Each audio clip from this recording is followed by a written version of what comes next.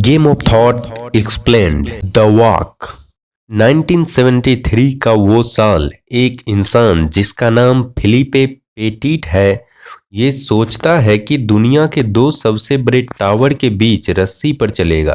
Paris में यह लड़का सड़कों पर करतब दिखाता था। वो हमेशा उस जगह की तलाश करता था जहां वो ऊंची रस्सी बांध कर करतब दिखा सके।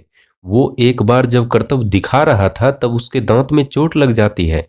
वो डॉक्टर के पास जाता है। वहां इलाज कराते वक्त वो जब बैठता है, उसी वक्त उसे ईफिल टावर से भी बड़ा एक बिल्डिंग बन रही है उसके बारे में जानकारी मिलती है। वो उसी वक्त ठान लेता है उस बिल्डिंग पर वो करतब दिखाकर ही रहेगा। यह जब 8 साल का रहता है तब पहली बार किसी को रस्सी पर चलता देखता है। ये भी घर के पास वाले पेड़ पर रस्सी बांधकर प्रैक्टिस करने लगता है। गांव में जहां सर्कस होता था वहां ये रात को छुपकर चले जाते हैं और वहां ऊपर रस्सी पर चढ़ने की प्रैक्टिस करने के सोचते हैं। लेकिन तभी लाइट ऑन हो जाती है और वहां के जो मुखिया थे, जो मालिक थे, वो वहां पर आ जाते हैं। उनको प्यार से लोग बाबा रोडी बोलते थे। बाबा रोडी को ये अपने करतब से खुश कर देते हैं, तो बाबा रोडी सोचते हैं कि इनको कुछ सिखा दिया जाए। इनको सिखाने की कोशिश करते हैं कि दर्शकों की रिस्पेक्ट कैसे की जाती है, इस तरह से एंट्री ली जाती है। ये सब सीखना ये नहीं चाहते थे। इनको वो अपने घर से निकाल देते हैं। कुछ दिन बाद इनके माता पिता भी इनको घर से निकाल देते हैं, क्योंकि वो नहीं चाहते थे कि उनका बेटा कोई सर्कस में काम करे। वो वहां से निकलकर रास्ते में करतब दिखाने लगते हैं। वो जब एक बार करतब दिखा रहे थे तभी उनको एक एमी मिलती है जो रास्ते पर गाना गा रही थी और वहाँ काफ़ी दर्शक जुटे हुए थे। लेकिन जब फिल करतब दिखाने लगे तो सभी दर्शक वहाँ से चले जाते हैं। इस बात से एमी काफ़ी गुस्सा होती है, तो ये एमी को बोलते हैं कि यदि तुम मेरे साथ वाइन पीने चलो तो मैं इस एरिया में कभी भी करतब नहीं दिखाऊंगा। तो एमी मान जाती है। एमी को वो ये आसानी से मना लेते हैं। दोनों जब वाइन पी रहे थे तभी एमी को अपने मिशन के बारे में ये बताते हैं। एमी इनको काफ़ी सपोर्ट करती है। अपने इलाके के सबसे बड़े पेड़ पर इनको करतब दिखाने का इजाज़त दे देती है। ये जब प्रैक्टिस कर रहे थे तभी एक फोटोग्राफर इनका फ़ोटो खींचने आता है। उसको भी अपने मिशन के बारे में बताते हैं। उससे भी इनकी दोस्ती हो जाती है और वो भी बोलता है कि आपको मैं आपकी मिशन में कामयाब बनाऊंगा।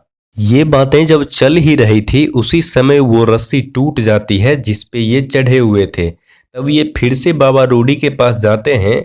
वो इनको बहुत कुछ सिखाते हैं। वो इनको बताते हैं कि किस तरीके से रस्सी को बांधा जाए, किस तरीके से रस्सी की गांठ दी जाए कि रस्सी नहीं टूटेगी। फिर वो दिन आता है जब इनको पहला करतब दिखाने का मौका मिलता है, पर वो सफल नहीं हो पाते, क्योंकि वो जब नीचे देख रहे थे उस वक्त नीचे बैठे कुछ लोग अपनी बातें कर रहे थे और इनका ध्यान भटक जाता है। ये नीचे गिर जाते हैं। बहुत दिनों तक ये फिर रस्सी पर नहीं चलते, पर एक दिन ये एक बड़ा बिल्डिंग देखते हैं और इनके दिमाग में फिर से ख्याल आता है कि रस्सी पर वो जरूर चलेंगे। उस पे चलने को ये ठान लेते हैं। रात भर में ये और इनके फोटोग्राफर दोस्त मिलकर उस छत पर रस्सी लगा देते हैं दोनों बिल्डिंग के बीच में। और सुबह जब टूरिस्ट आने लगते हैं तब ये करतब दिखाना शुरू करते हैं और इस बार ये सफल भी रहते हैं। पर इनको इस काम के लिए जेल जाना पड़ता है, क्योंकि किसी भी बिल्डिंग पर रस्सी लगाकर चलना, वो भी बिना इजाज़त के, इलीगल है। जेल से निकलते हैं तो न्यूज़पेपर में ये वर्ल्ड ट्रेड सेंटर के बारे में पढ़ते हैं। ये और एमी उसे देखने जाते हैं। बिल्डिंग को देखते ही शौक हो जाता है। इन्होंने इतनी ऊंची बिल्डिंग एक्सपेक्ट ही नहीं की थी। फिर भी ये ऊपर चढ़ते हैं, गहराई को देखते हैं और डिसाइड करते हैं कि कुछ भी हो जाए इस पर चलना जरूर है। घर जाकर जब ये अपने दोस्तों के साथ प्लान बना रहे थे तब इनके दोस्त इनको समझाते हैं कि इस बिल्डिंग के उस पार जाना आसान नहीं है। इतनी ऊंची बिल्डिंग पर एक बिल्डिंग से दूसरे बिल्डिंग पर रस्सी ले जाना बहुत मुश्किल है। लेकिन वो इनको समझाते हैं तो ये फोटोग्राफर दोस्त जो इनको हैं वो भी इनकी मदद करने के लिए तैयार हो जाते हैं। ये दोनों फिर बाबा रूडी के पास जाते हैं।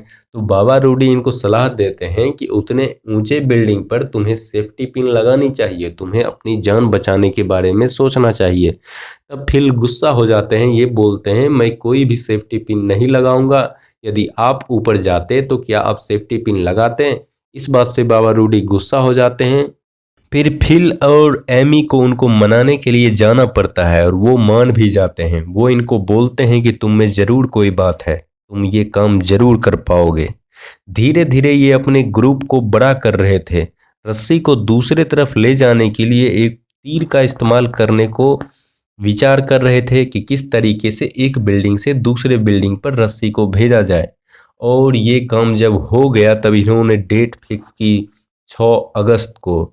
ये वहाँ जाकर निरीक्षण करते थे कि वहाँ क्या व्यवस्था है, कौन लोग कब आते हैं, किस बिल्डिंग की दूरी कितनी दूर है, ये सब यहाँ जाकर ये पता करते थे। हाँ, लेकिन कंस्ट्रक्शन का काम चल ही रहा था, तभी ये निरीक्षण करने गए थे। तभी इनके पैर में एक कांटी गिर जाती है और वक्त सिर्फ बचा था 3 हफ्ते। पर ये मानने वाले कहाँ थे।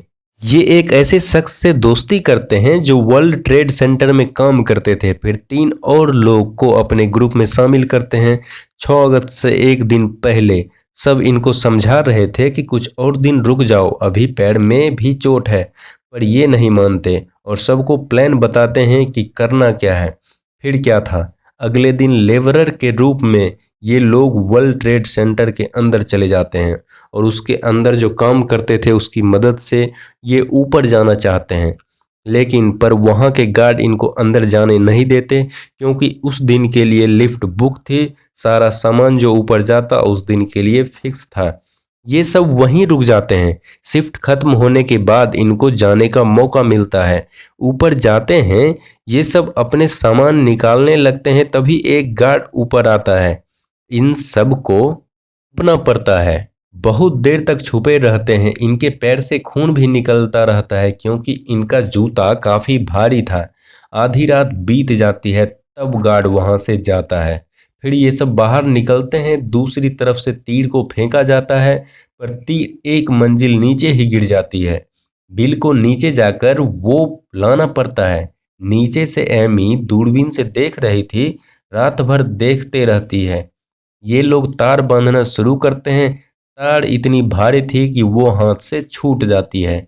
सुबह होने वाला रहता है। इनके कुछ दोस्त डर से इनका साथ छोड़ना चाहते हैं, क्योंकि ये काम तो इलीगल था ही, पर कुछ लोग साथ थे। वो सब मिलकर तार को टाइट करते हैं। तभी एक आदमी नीचे से आता है, इनको देखता है। इनके हाथ में रॉड देखकर वो नीचे चला जाता है। फिर वो समय आता है जब तार पर चढ़ना होता है। ये अपने पैर को दर्द के सहने के लायक बना रहे थे। फिर पहला पैर तार पर और सारी दुनिया खो जाती है, मानो सिर्फ सीधी तार ही हो दुनिया में। हर तरफ अंधकार और फिर चलने को तैयार। दूसरा पैर, फिर तीसरा पैर, फिर चौथा, फिर पांचवा, सिलसिला चलता रहता है। नीचे भीड़ इकट्ठी हो जाती है और फिर बहुत आसानी से दूसरी तरफ चले जाते हैं। पर उनको लगता है कि उनको फिर से वापस लौटना चाहिए, ये बिल्डिंग मुझे फिर से वापस बुला रही है। वो वापस लौट जाते हैं।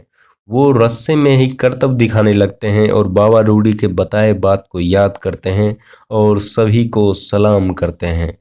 नीचे से ताली की गड़गड़ाहट गूंज पड़ती है। ये दूसरी तरफ जाते हैं कि पुलिस आ जाती है। ये फिर से लौट जाते हैं और फिर से करतब दिखाने लगते हैं। दूसरी तरफ भी पुलिस आ जाती है तो ये फिर से लौट जाते हैं। ऐसा ये कई बार करते हैं और हर बार अलग अलग करतब दिखाते रहते हैं। कई और पुलिस आ जाती है, हेलीकॉप्टर भी आ जाता है, तब जाकर ये वापस लौटते हैं। पुलिस जब इनको गिरफ्तार करके ले जा रही थी तो वहाँ जितने भी लोग थे, जितने भी गार्ड थे, रास्ते पर जितने भी लोग थे, सभी इनके सम्मान में तालियां बजाने लगते हैं। बिल को फिर से कम दूरी पर के रस्सी पर चलने की सजा मिलती है। इस सब के बाद बिल अपने दोस्तों का शुक्रिया अदा करते हैं। फिर एमी वहां से चली जाती है, ये बताकर कि तुमने अपना सपना पूरा किया, अब मुझे अपने सपने को पूरे करने की बारी है। बिल के इस कारनामे के बाद बिल को वर्ल्ड ट्रेड सेंटर पर जाने के लिए पास दिया जाता है। वो वहाँ पर कई बार जाया करते थे। तो यही थी द वॉक मूवी की कहानी, फिलिपे पेटिट की कहानी। चांद पर तो 12 लोग गए हैं, पर इस रस्सी पर सिर्फ एक आदमी चला है जिसका नाम है फिलिपे पेटिट। आपको यह वीडियो कैसा लगा इसके बारे में कमेंट में ज़रूर बताएं, और यदि अब तक मेरे चैनल को सब्सक्राइब नहीं किया है तो प्लीज़ सब्सक्राइब करें, वीडियो को ज़्यादा से ज़्यादा शेयर करें, लाइक करें। Thank you.